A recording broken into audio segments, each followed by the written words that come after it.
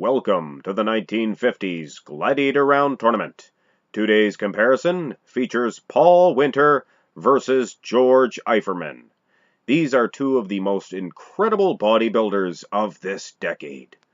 Of course, Paul Wynter more noted for being a more successful bodybuilder in the 1960s rather. He garnered more of his success in that decade, although he did compete in the 50s. So he more than qualifies for this decade.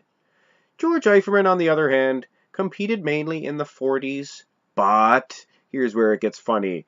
He won the Universe title in the 1960s, so he more than qualifies for this decade also. What a comparison here, apples versus oranges. I decided to go in the way of Paul Wynter. He is much better conditioned, and look at that little tiny waistline. It accentuates each and every one of his muscles. I must say, though, in Eiferman's favor, he has one massive set of thighs. Here in the front double bicep pose, and I once again cannot deny Paul Wynter of a victory in this comparison. Now, yes, George Eiferman does look fantastic. In comparison to his upper body, that waist is relatively small. But when I look at Paul Wynter, that waistline could not be any better. I am looking at that thigh size in the favor of George Eiferman, but it is not enough. That super sharp conditioning of Paul Wynter, once again, makes me lean towards the favor of the leaner man.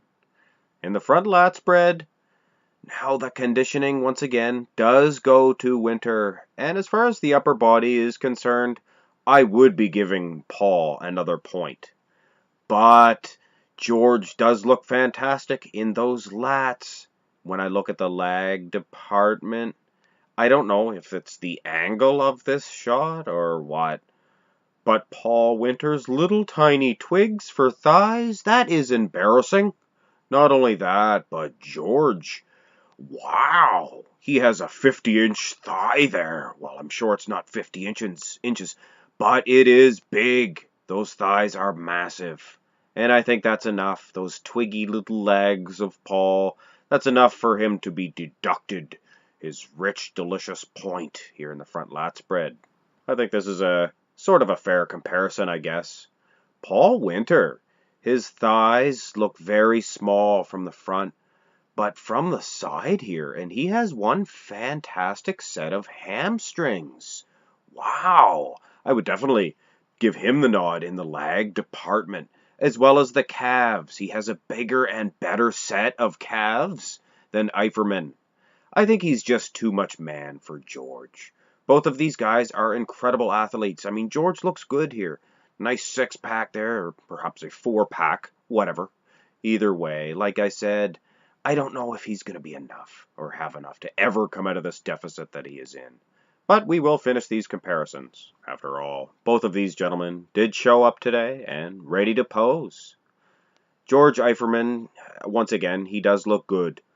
But Paul Wynter looks extra good. Look at those traps. Up at the top there, Eiferman's traps look decent, look good, very separated. But Paul's traps, they go all the way down to his lower back. And look at those wings. Flappity flap flap.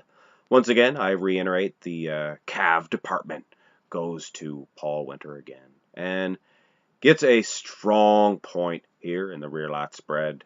We're going to finish this competition off with this pose here. It is a half-turn, single-arm bicep, I guess, for the lack of a better term. It is the only other back comparison that I could gather up. And unfortunately, Eiferman is showing his bare bum. So, as I said before, we do not show bare bums here at Mark's Max Muscle. Not that there's anything wrong if you like to see guys' bare bums. Food for thought here. I heard a rumor from a pretty reliable source. Mikey, the strength and fitness guy, he does like guys' bare bums. And there's nothing wrong with that. That's up to you if you're into that. I'm not personally, but hey, food for thought, like I said. But bare bum or not, George Eiferman is losing this final comparison. That about does it for today's matchup, and Paul Wynter advances on. I must say, George Eiferman, not without his charms at all whatsoever. So that just goes to show you that Bill Pearl will have his hands full with Mr. Wynter. And of course, the next match to look forward to in this decade brackets, Tom Sansone takes on Reg Park. I'm sure most of you have your money bet on Reg Park, but do not sleep on Tom Sansone. One to look forward to for sure. Hope you enjoyed today's matchup. Have a great day.